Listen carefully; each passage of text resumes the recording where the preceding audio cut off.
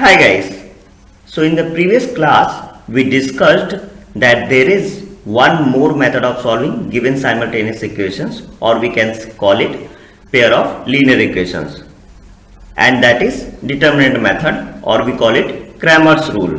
Before we understand the Cramer's rule, we also need to understand the concept of determinant, and that we did in the last class. If you haven't watched it, please watch it. Link is given in the description. Now let's start with today's class. The determinant method or Cramer's rule, the name was given in the honor of Swiss mathematician Gabriel Cramer. Okay, the name was given in the honor of Swiss mathematician Gabriel Cramer. He was born in Geneva. Now you all must be knowing Geneva as a city because most of the United Nations bodies headquarters are there.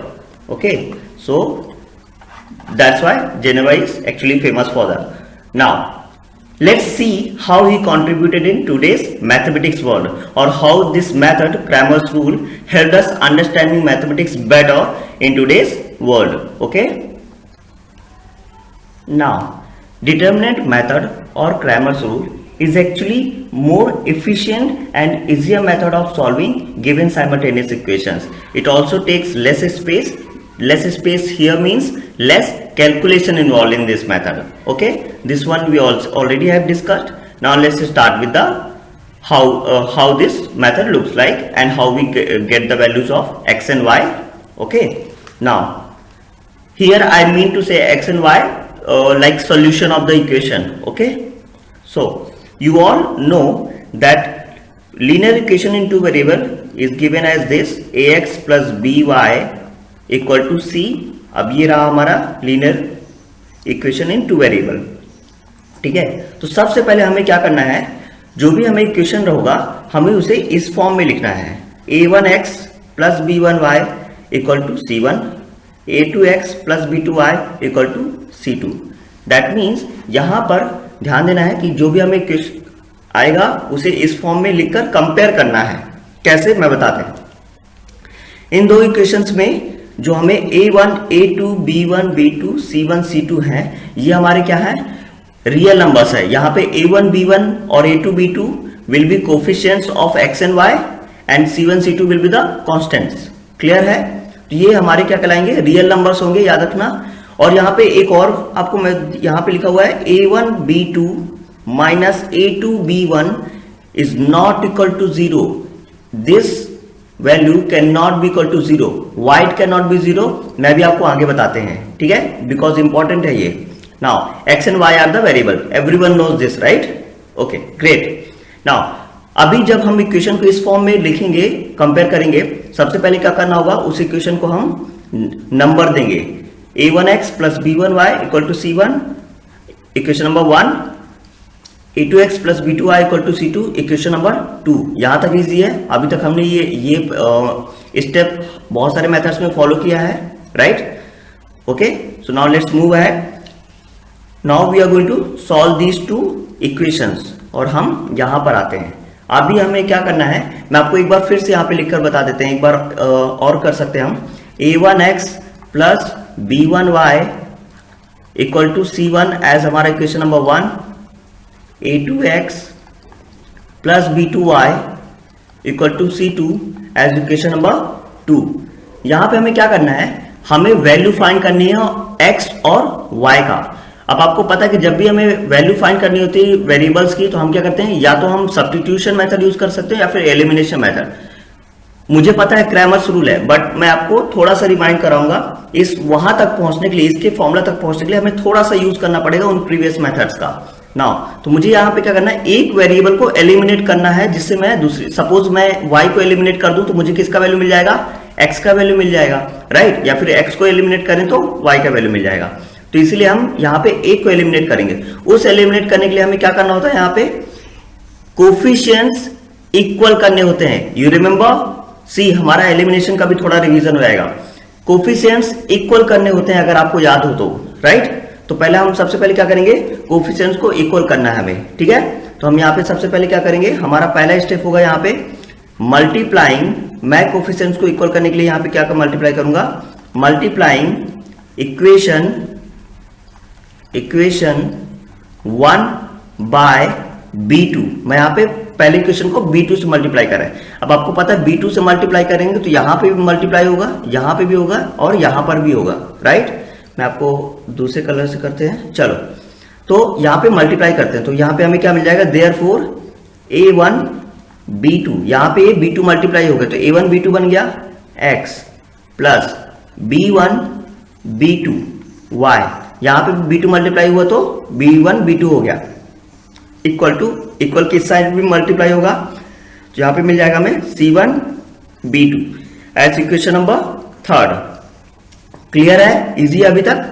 अभी हम दूसरे equation में जाते हैं। अब देखो यहाँ पे हमें A1 B2 मिल चुका है, B1 B2, यहाँ पे A2 है और B2 है। यहाँ पे अगर हम एक यहाँ पे टर्म का मल्टीप्लाई कर दें, किसी भी एक एलिमेंट से मल्टीप्लाई कर दें तो ये इक्वेशन क्या हो सकती है, इक्वल हो सकती है, राइट। कोफिशिएंट इनके इक्वल करना है हमें, जैसे एक एलिमिनेट हो जाए। तो मैं यहाँ पे क्या करेंगे, multiplying equation 2, okay, this equation 2 by B1, okay. यहां पर हमें B1 से मल्टीप्लाई करें तो अब देखो क्या मिलेगा हमें, A2 B1, यहां पर ये A2 था, B1 से मल्टीप्लाई हुआ तो A2 B1 x, B1 यहां पे B2 ऑलरेडी था तो B1 B2 y equal to C2 पहले से था तो C2 B1 एज हमारा इक्वेशन नंबर 4। सी इजी लग रहा है, यहाँ पे देख सकते हो B1 B2 और B2, यहाँ पे B1 B2 सेम हो चुके हैं, यहाँ पर अभी सेम नहीं हुआ तो ये कैंसिल हो जाएगा, यहाँ पर y कैंसिल होगा तो हमें क्या होगा, इजीली x की वैल्यू मिल जाएगी। बहुत आसान है, राइट। और मैं बता रहा हूं अभी आपको देखने में थोड़ा सा टफ लग सकता है कि अरे ये तो सब कुछ पिछला हमें करना पड़ रहा है, एलिमिनेशन मेथड ही फॉलो करना पड़ रहा है। No, once you get the values of x and y you will love this method, okay, it's that easy, trust me, okay, just be with me for now here the next step is, let me change the color, subtracting मैं दोनों equation को क्या करेंगे, subtract करेंगे तभी ये terms cut होंगे, right. तो यहां पे subtracting equation 3rd from 4th, अब इतने स्पेस में ये नहीं आएगा तो मैं यहां पे स्टार्ट करते हैं, ओके। तो यहां पर 3rd और 4th को सब्ट्रैक्ट करना है तो मैं यहां पे इक्वेशन लिख लेते हैं, A1 B2x हमारा 3rd इक्वेशन है, A1 B2x plus B1 B2y equal to C1 B2। हमारा 4th इक्वेशन है A2 B1x plus B2 B1y equal to C2 B1। वहां पर अभी पिछले स्लाइड में मैंने आपको बोला था कि A1 B2 minus A2 B1 क्या होना चाहिए, इक्वल नहीं हो रहा है, सॉरी इक्वल टू 0 नहीं होना चाहिए। क्यों नहीं होना चाहिए, मैं आपको बस अभी 1 मिनट के अंदर पता चलने वाला है, ओके। तो यहां पर देखिए सब्ट्रैक्ट करना है तो यहां पे ये माइनस साइन आएगा, राइट। सब्ट्रैक्ट, ये प्लस में है तो ये माइनस हो जाएगा, ये भी प्लस में तो माइनस होएगा और ये भी प्लस में तो माइनस होएगा। आपको ये ध्यान देना, जब हम साइन चेंज करते हैं वहां पे मिस्टेक्स नहीं होनी चाहिए। तो यहां पर क्या हो जाएगा, अब ये x कॉमन आ जाएगा, यहां पे देख सकते हो x के टर्म्स में x कॉमन आएगा तो क्या मिल जाएगा हमें, A1 B2 minus A2 B1 bracket close, और ये हमारा x का कोफिशिएंट हो गया है, राइट। हमारा y के कोफिशिएंट भी क्या हो जाएगा, B1 B2y और B2 B1y दोनों सेम ही है, राइट। और B1 B2 ये दोनों क्या हो जाएंगे, कैंसिल हो जाएंगे। तो हमें यहाँ पर क्या मिल जाएगा, C के कांस्टेंट वाले टर्म्स में हम यहाँ पे मिलेगा हमें C1 B2 minus C2 B1। Easy है, समझ में आ रहा है। जो भी डाउट हो तो आप कमेंट सेक्शन में पूछ सकते हो, तो मैं ट्राई करूंगा नेक्स्ट वीडियो में उसका एक रिकैप देने का, okay. Now x equal to, यहां पर इसे हम, ये मल्टीप्लाई में है ये वाला टर्म, तो अब इसे ट्रांसफर करेंगे तो डिवीजन में आ जाएगा। तो x इक्वल टू क्या आएगा, C1 B2 minus C2 B1, ये हुआ। और क्या आ जाएगा यहाँ पर, अपॉन में, 1 सेकेंड में इसको एक्चुअली इसके बराबर कर देते हैं, ओके। यहाँ पे x का टर्म है तो यहाँ अपॉन में क्या आएगा, A1 B2 minus A2 B1, ये हमारे x की वैल्यू हो गई, राइट। सी मैंने बोला था अभी भी ये आपको अगर बड़ा फॉर्मूला लग रहा है, इसको भी मैं छोटा सा छोटा कर दूंगा, अभी भी इसको मैं और इजी बनाऊंगा आपके लिए, and you are gonna love this. I told you this method is the most easiest one, like easiest one. Okay, just wait now.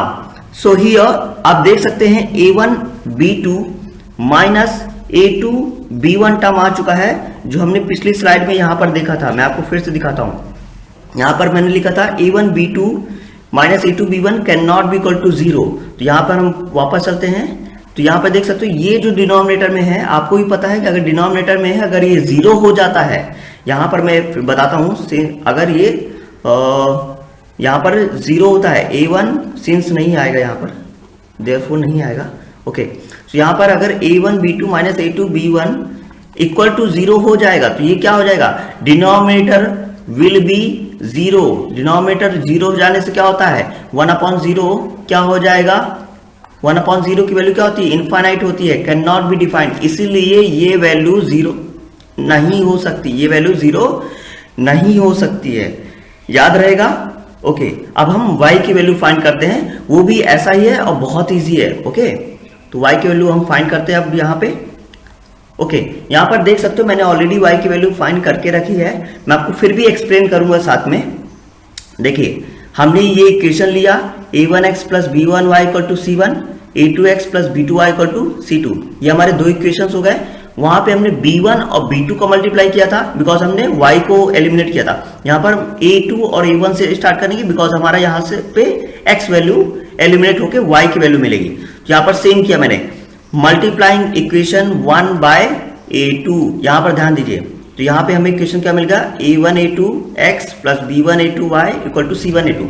यहाँ पर मल्टीप्लाई में कंफ्यूज नहीं होना है। हमारा इक्वेशन x देखो यहाँ पर ये था, मैं आपको यहाँ पे करके बता देते हैं। हमारा पहला इक्वेशन था a1x plus b1y equal to c1। जैसे ही मैंने इस पूरे इक्वेशन को यहाँ पे किससे मल्टीप्लाई किया, a2 से, तो ये क्या होता है, इसके साथ मल्टीप्लाई होगा, फिर यहाँ पे मल्टीप्लाई होगा और फिर लास्ट में यहाँ पे ही मल्टीप्लाई होगा। हमने बच्चों की तरह सीखा था ये कैसे छोटी छोटी चीजों से कर सकते हैं, इजी बना सकते हैं इस सबको, मल्टीप्लीकेशन को यहाँ पर मोनोमियल विद द यहाँ पे पूरा इक्वेशन। यहाँ पर देखो a1 a2 हो गया प्लस b1 पहले से है, b1 a2 हो गया y, और यहाँ पर क्या हो गया, c1 a2 हो गया। तो ये हमारा यहाँ पे इक्वेशन नंबर 3 आ गया। सिमिलरली हमें इक्वेशन नंबर 4 यहाँ पे मिल जाएगा बाय मल्टीप्लाइंग a1, यहाँ पर ध्यान देना है a1 से मल्टीप्लाई कर रहे हैं, तो ये हमें इक्वेशन नंबर 4 मिल रहा है। क्लियर है। Subtracting equation 3rd and 4th, जो हमने पिछले स्टेप में, पिछले x की वैल्यू फाइंड करने में जो हमने स्टेप फॉलो किया था, हम सेम स्टेप यहाँ पे ही फॉलो कर रहे हैं। यहाँ पे हमने ये सब्ट्रैक्ट कर दिया, आप देख सकते हैं यहाँ पे सब्ट्रैक्ट किया, तो ये x का टर्म यहाँ पे एलिमिनेट हो चुका है और हमें यहाँ पर b के टर्म मिल गए हैं। इजी है, ये देखो यहाँ पे y का टर्म आया और ये आया, फिर यहाँ पे हमें y की वैल्यू, ये टोटल y का वैल्यू मिल जाता है। यहाँ पर हमने क्या किया, यहाँ पर b1 a2 पहले था, ये वाला टर्म, ये वाला, इसे हमने ये वाला आपको पिछले इक्वेशन का याद होगा, वहां पे ऐसा कुछ आया था, इसे हमने बना के माइनस साइन का मल्टीप्लाई कर दिया, तो हमारी ये परफेक्ट टर्म y का आ चुका है। तो y की वैल्यू हमारी ये रही। अब हमें x और y की वैल्यू मिल चुकी है। अब आपको लग रहा हो कि अभी भी ये फॉर्मूलाज बहुत बड़े बड़े लग रहे हैं देखने में, ऐसे याद करना पड़ेगा हमें, right, a1 c2 a2 c। Trust me, मैं आपको बहुत इजी तरीके से बताऊंगा और आपको बहुत अच्छे समझ में आएगा। ठीक है, आप बहुत इजीली क्वेश्चंस को सॉल्व कर पाओगे, बहुत इजीली आप सॉल्यूशंस फाइंड कर पाओगे क्वेश्चंस का। Okay, with this method only. Now हमारा नेक्स्ट स्टेप क्या है, अब चलिए हम इन्हें इक्वेशन नंबर भी देते हैं। ये इक्वेशन नंबर 6 मैंने यहाँ पर दे दिया है, और हमारा x के वैल्यू वाला जो हमें पिछला मिला था, मैंने उसे कुछ इक्वेशन नंबर 5 दे दिया है। Okay, now let's move ahead. हमारा इंपॉर्टेंट पार्ट अब क्या है यहाँ पे, the values of x and y in equation 5th and 6th, जो अभी हमने x और y की वैल्यू फाइंड किया। ओके, ये वाला, ये इक्वेशन 5th और ये इक्वेशन नंबर 6th अभी पीछे हमने फाइंड किया, can be written in determinant form. अभी देखो यहाँ पर ये फायदा है हमें डिटरमिनेंट पहले से पढ़ने का, बिकॉज हमें वो कॉन्सेप्ट समझ में आ गया, तो अब यहाँ पे इजी लगेगा। देखो अगर आपको याद हो, अगर मैंने आपको बताया था a b c d, अगर आपका ये डिटरमिनेंट फॉर्म है, तो इसे आप कैसे लिख सकते हो, a d minus B C, right, ये आपका ऐसा है। अगर आप यहाँ पे कुछ देखो तो आपको ये वाला फॉर्म यहाँ पे दिखेगा। इसे हम क्या करना है, इसे इस फॉर्म में लिखना है, इजी रहेगा, राइट। तो अब हम इसे उस फॉर्म में लिखने वाले हैं। यहाँ पर हमें क्या मिलेगा, पहले तो मैं डिटरमिनेंट ले लेता हूँ। C1 है पहला, तो ये C1 मिला मुझे। दूसरे में C2 है, तो ये C2 यहाँ पे आएगा, राइट। B2, ओके, तो यहाँ पर पहले मैं यहाँ से स्टार्ट करता हूँ। B1, यहाँ पे देखो ये B1 C2 मल्टीप्लाई होंगे और ये B2, देखो कितना इजी है, राइट। यहाँ पे और अच्छे समझ लो। देखो मैं फिर से अगर इन्हें मल्टीप्लाई करूँ वापस, तो C1, यहाँ पे देखो ये C1 B2 मिल जाएगा, ये देखो, और ये B1 और C2 B1, तो यहाँ पे B1 C2 और C2 B1 यहाँ पे ये मिल जाएगा, right. That's why it is easier. Now similarly हम नीचे के लिए, ये डिनोमिनेटर के लिए भी करते हैं, ठीक है। यहाँ पर हमें मिलेगा, अब आप बताओ मुझे क्या मिलेगा। अब आपको समझ में आ गया होगा अगर, राइट, अगर आ ही गया होगा, मुझे पता है। तो यहाँ पे क्या मिल जाएगा, A1 A2 B1 B2। अब आपको याद करने में कोई प्रॉब्लम नहीं होगी, ध्यान से देखिए। C का टर्म यहाँ पे है, यहाँ पे C के एलिमेंट्स हैं, यहाँ पे B के, तो ये B ये देखो यहाँ पे पूरा ये आपको ये सेम दिखेगा, राइट। और यहाँ पे बस C1 C2 लेना है, यहाँ पे A1 A2 लेना है फॉर X। अब याद रहेगा, राइट। थोड़ा निमोनिक्स बना लीजिए, अपने तरीके से याद करने की कोशिश कीजिए, आपको इजी लगेगा। Okay, now let's find the values for y। Similarly here, तो यहाँ पर हमें मिल जाएगा, मैं आपको डिफरेंट कलर ले लेता हूँ जिससे इजी रहेगा। सो यहाँ पर हमें मिलेगा a पहले आ रहा है हमारा, तो A1 A2, ओके। नाउ यहाँ पे क्या आ जाएगा, C1, one second, okay, just one second, okay. So यहाँ पे C1 C2। नाउ डिनोमिनेटर में क्या आएगा, A1 A2 B1 B2। मैं आपको यहाँ पे फिर से वापस करके दिखा देते हैं। देखो A1 C2 से मल्टीप्लाई होगा तो क्या मिलेगा, A1 C2, ये देखो A2 C1 मल्टीप्लाई होगा तो यहाँ पे हमें फिर से A2 C1 मिल जाएगा। सिमिलरली यहाँ पे A1 B2 मल्टीप्लाई हो तो A1 B2 यहाँ पे देखो, और ये A2 B1 से ये मल्टीप्लाई होकर यहाँ पे मिल जाएगा, राइट। तो करेक्ट है, हमने अभी तक कोई मिस्टेक नहीं की है। ओके, नाउ अब आपको यहाँ पे कैसे याद रखना है, वहां पर देखो B1 ये सिमिलर थे, यहाँ पर ये वाले सिमिलर हैं A1 A2, और यहाँ पे बस CB आ गया है। यहाँ पे B सिमिलर था तो CA आया हुआ था। बस आपको थोड़ा सा ये याद रखना है अच्छे से, तो आपको बहुत बहुत ईजी लगेगा और आप हमेशा याद रखोगे। अब हमारा लास्ट स्टेप बचा हुआ है बस, और ये मेथड डन। ओके, इसके बाद हम क्वेश्चन सॉल्व करेंगे और बहुत ईजी है, लास्ट स्टेप बहुत ईजी है। बस हमें क्या करना है, इसे याद करने के लिए इसे डिनोट करना है, बस याद करने के लिए डिनोट करना है, और वो बहुत स्टेप बहुत ईजी है। Okay, just give me a second. और देखिए यहाँ पर to remember it let's denote, कैसे करना है। यहाँ पर देखो ये टर्म और यहाँ पे ये डिटरमिनेंट और ये डिटरमिनेंट दोनों में कॉमन है, एक्स वाई दोनों में कॉमन है। तो मैं यहाँ पे इसमें क्या ले रहा हूँ, एक डी, कैपिटल डी। आप डिटरमिनेंट के उससे भी याद कर सकते हो, आपको इजी लगेगा थोड़ा सा। क्या हो जाएगा, A1 A2 B1 B2, right. ये हमारा ये पहला हो गया, हमें ये याद रखना है। Next dx, determinant value of x। यहाँ पे ये x देखिए, ये इसका वैल्यू क्या था, C1 से स्टार्ट हुआ था, राइट। तो हम बस इसे हम dx बोल देंगे। तो ये हमारा क्या हो गया, C1 B1 C2 और ये B2, राइट। तो ये हमारा यहाँ से dx आ गया। Now and the last is dy। तो यहाँ पे ये y के वैल्यू पे ही हम यहाँ पे ये वाला टर्म डिटरमिनेंट्स ले लेंगे। तो यहाँ पर हमें मिलता है A1 A2 C1 C2, और हमारा ये आप देख सकते हो कितना इजी है, राइट। ये कितना इजी है याद करना। यहाँ पर हमें dx dy वैल्यू मिल गई। अब आप सोच सकते हो कि हमें तो ये वैल्यू मिल गई, लेकिन अभी इसमें हमें प्योरली मतलब x और y की वैल्यू तो नहीं मिली है ना, राइट। तो मैं आपको वो भी बता देता हूँ, वो बहुत इजी है, लास्ट स्टेप है हमारा।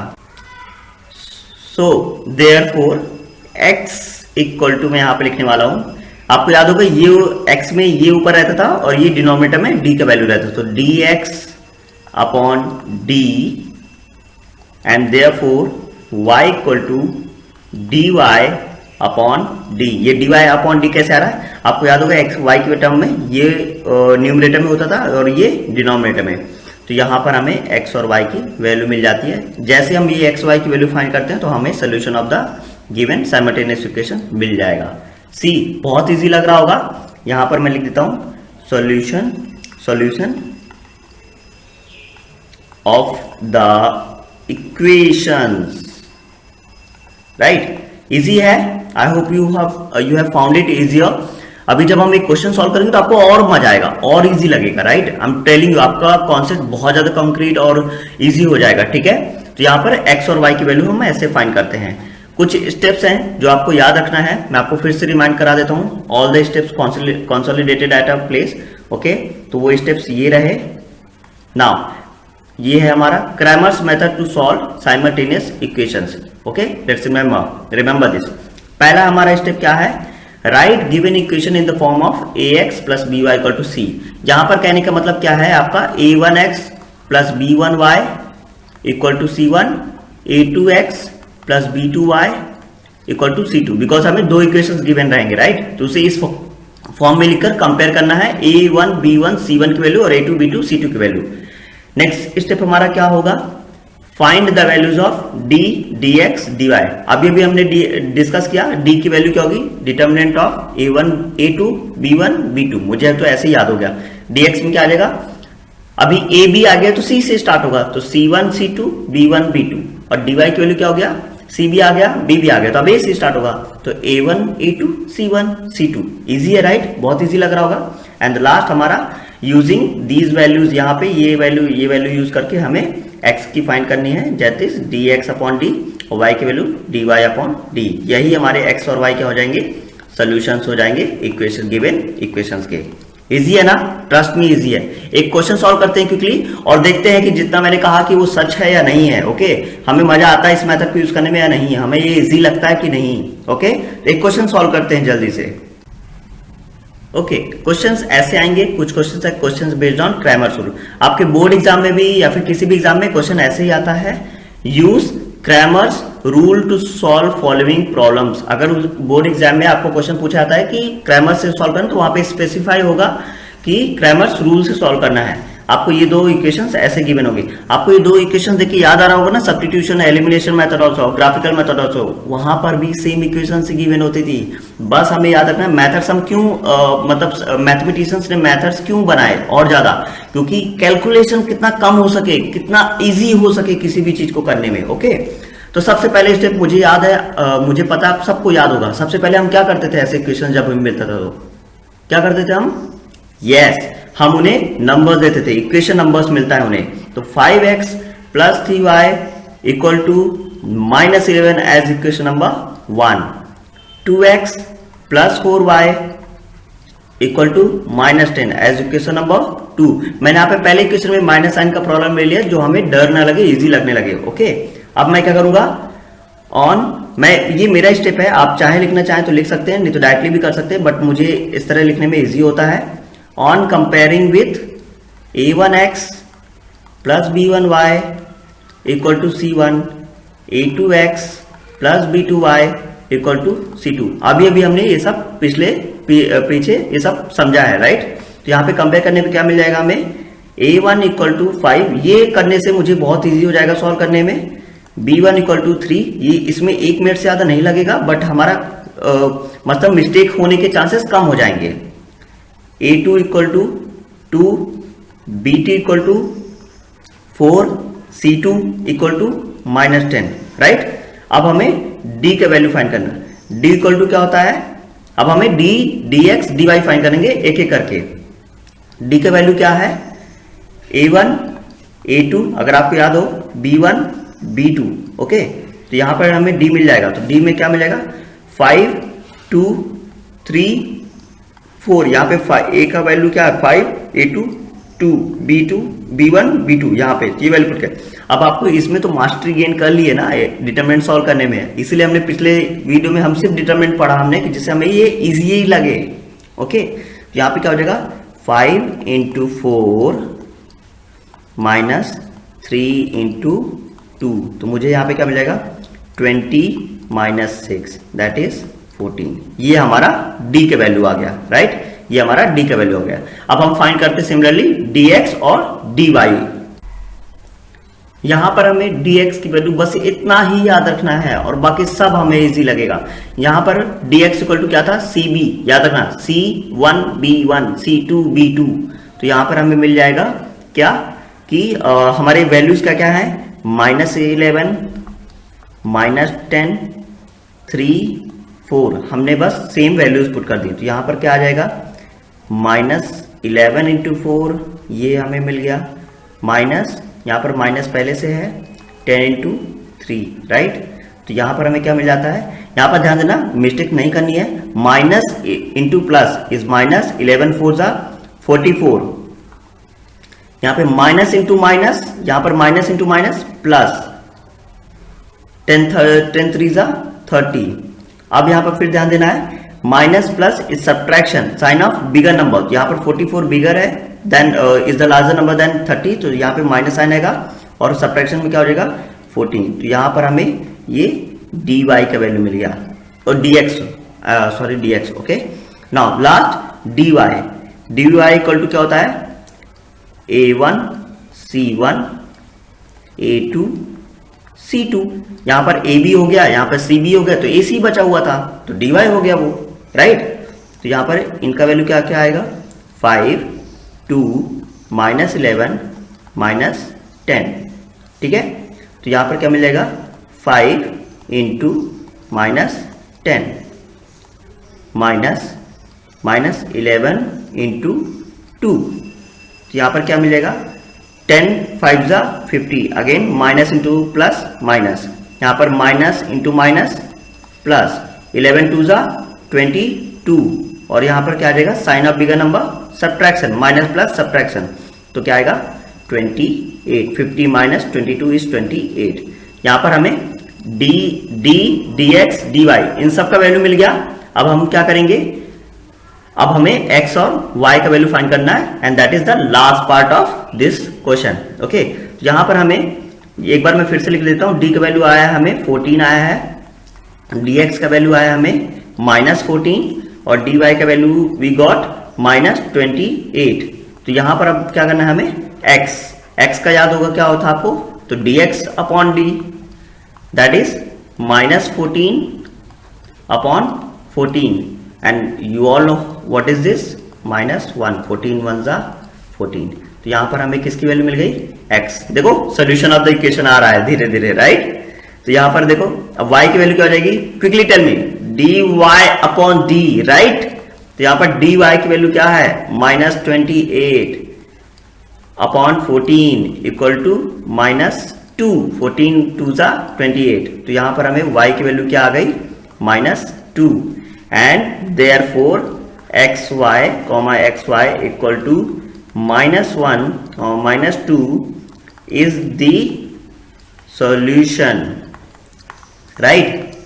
बस is the solution of the given equation. See how easy it is. I love doing this method. Trust me. मुझे तो बहुत मजा आया. I hope you also are going to love this. Okay. इसीलिए मैं आपको एक होमवर्क देता हूँ. Quickly एक ही होमवर्क देता हूँ. आप मुझे इसका आंसर कहाँ पे बताएंगे? Yes, right. कमेंट सेक्शन में आप मुझे इसका आंसर कमेंट सेक्शन में बताएंगे. मैं आपका होमवर्क ये रहा. इक्वेशन आपको 4m plus 6n equal to 54. ठीक है. दूसरा इक्वेशन है 3m plus 2n equal to 28. ये आपका find the solution. Okay, solution of equations. Okay, of the equations. ये आपका क्वेश्चन है. आप मुझे आंसर, मैं आपको यहां पे फिर भी लिख देता हूं, answer, right answer in the comment section. Okay guys, I really loved